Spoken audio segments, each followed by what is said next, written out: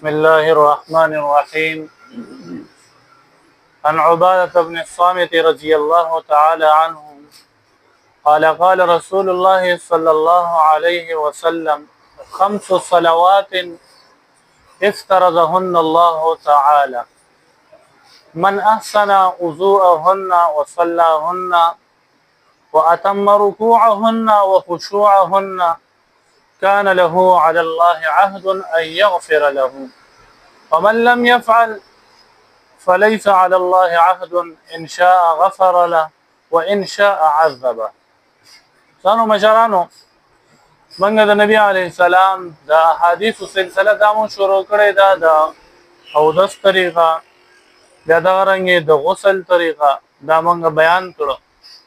نن با تمونز فضائل چې دي نو دا بیان کو. عباده ابن صامت رضی الله تعالی عنہ فرمایي نبی علیه الصلاۃ والسلام فرمایل چې پنځه منځونه دي چې دا الله جل شانه فرض کړی دي.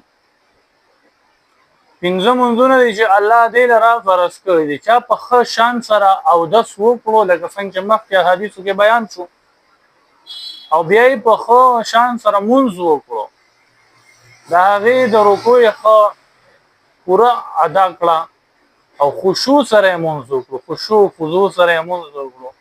نه په الله باندې لازم دي چې د دې کس په مغفرت کوي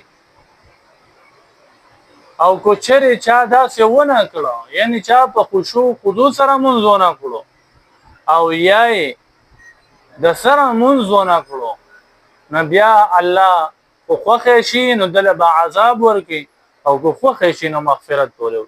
او پمون باندې مغفرت چې دی نو دا لازم دی. دغه رنګ حضرت عقبه ابن عامر رضی الله تعالی عنہ فرمای په نبی علیه الصلاۃ والسلام فرمایل چې څوک په خشان سره او د سوکي او بیا دا په دوه رکعات منځو کې په داسې حال کې چې د زړه چې دی دا په بل څه کې مبتلا نه وي، پورا قلبي تعلق د الله سره وي او په یک سویه کې منځو کې نو چې چا د امون وکړو الله جل جلاله دل په بدله کې جنت چې دی نو دا ورکوي. نبی علیہ السلام په حدیث کې دا سره دی چې د لپاره جنت چې دی نو دا واجب شو چې په دې طریقه مون وکړو چې بالکل د ځړو په بل څه کې مشغول نشو او په یک سویه کې د الله تعالی هغه پرېږه چې دا نه ادا کړه. دا رنګ حضرت زید بن خالد الجهنی رضی الله عنه یو روایت ته او فرمایي نبی علیه السلام فرمایل چې چا دوه رکعات مونږ وکړو خپ خشوع او خضوع سره نو د مخکینی ګناهونه چې دی الله جل شانه د دې مونږ په برکت سره مخکینی واړه ګناهونه او تعالی غون چې دی نو دا معاف کوي. درې حدیث نو موږ دا معلومه شو. اول خدای چې صاحب ایمان وي، ایمان والا کامل ایمان والا انسان وي، نو کله چې دې مونږ کې نه د مستطا خشوع او خضوع سره کوي نو دا خو نادره ده چې دنه ګناه وشي چې دې ګناه کار وکي. اول خو بل دنه ګناه کې دی نشي او کو چری نفس او شیطان په د باندې زور ورشي او دنه ګناه وشي نو بیا به هم د مونږ چې دا په دې باندې برانګه تکوي چیرې ته د خپل ګناه بخنه چې دنه دا وغواړه دیو بیا د دې ګناه توبه او استغفار چې دی دا به خامخا کوي. نو مونږ دا یو داسې اهم رکن دی چې په دې سره تمام ګناهونه چې دي نو دا معاف کیږي. بل دا یو داسې رکن دی چې دې سره د خاص رحمت د الله تعالی جل جلاله دې بنده ته چې دی نو دا مخامخ کیږي، د الله خاص رحمتونه به دې بنده راوړي.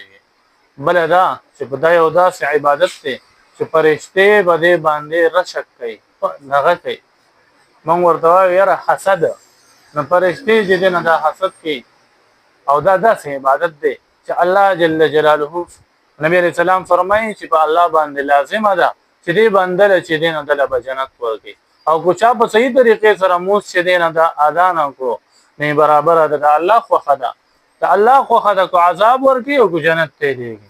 نمنګ سونه مسلمانان زمون سونه په منځونو کې کوتاهه کیږي چې موږ د خپل منځونو نه دا کوتاهه چې دین دا وباسو. ځکه عبد الله ابن مسعود رضی الله تعالی عنہ روایت دی ما د نبی علیه الصلاۃ والسلام نه تاسو کو د الله رسوله په اعمالو کې د ټولو نه افضل عمل چې دی نو دا کوم یو دی؟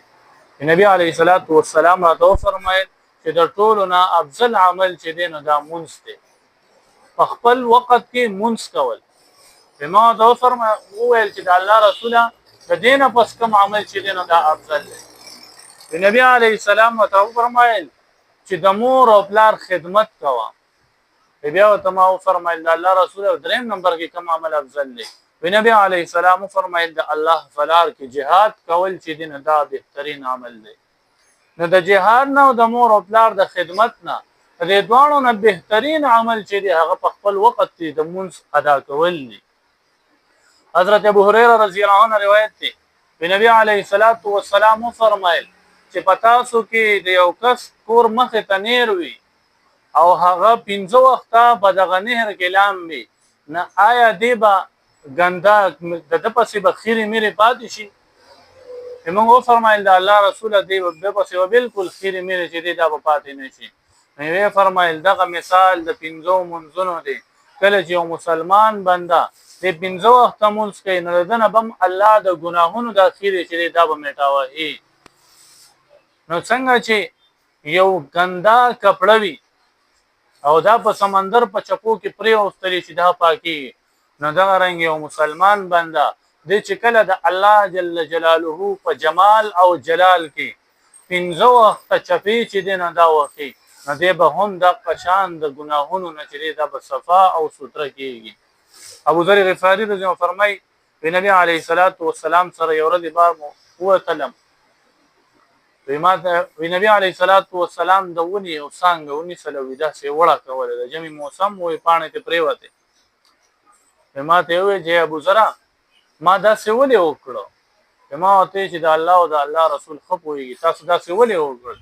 ما ته فرمایل چې ابو ذر چې کله یو مسلمان بنده په خشان سره او د سوګي او د الله تعالی ته اهم فریضه ادا کی، څنګه چې د دیوې نه پانه پریوته نو دا قرانګي د مسلمان بنده الله هغه ګناهونه چې دینه دا میټاوي. نو موږ په موږ کې ډېر زیات کوتاهی کوو، ډېر زیات کمی دي زموږ په منځونو کې چې موږ دا کم فضایل د مانځو اورېدل، دا کمی کوتاهی چې موږ کوو الله جل جلاله د دې موارینه اخلي. نو راځي چې موږ د نن خپل صحیح مسلمانی شروع کو او د موږ د اهمه فریضه چې کومه ده چې په دې باندې موږ 15 وخت عمل چې دی دا شروع کو. الله دې عمل کولو توفیق راکړي.